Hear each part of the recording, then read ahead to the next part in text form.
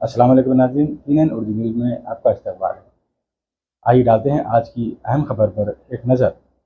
77वीं जश्न यौम आज़ादी के मौके पर जमियतुल कुरैश महबूब नगर की जानिब से मार्केट यार्ड पर जहांगीर पहलवान कुरैशी सरपरस्त जमियतुल कुरैश ने रस्म परचम कुशाई अंजाम दी।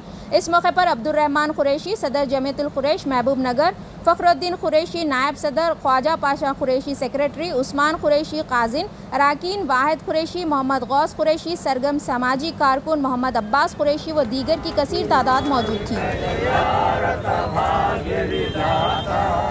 पंजाब सिंध गुजरात मराठा गावेला उज्जल बंधुआ हिमाचल यमुना गंगा उज्जल गंगा सब शुभ नामे जागे सब शुभ हमारे गावे तब गया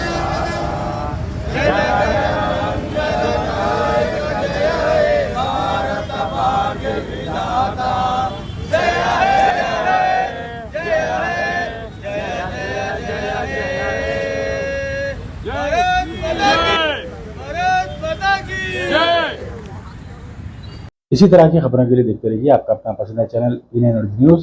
हर खबर से लेकर आपको बाखबर।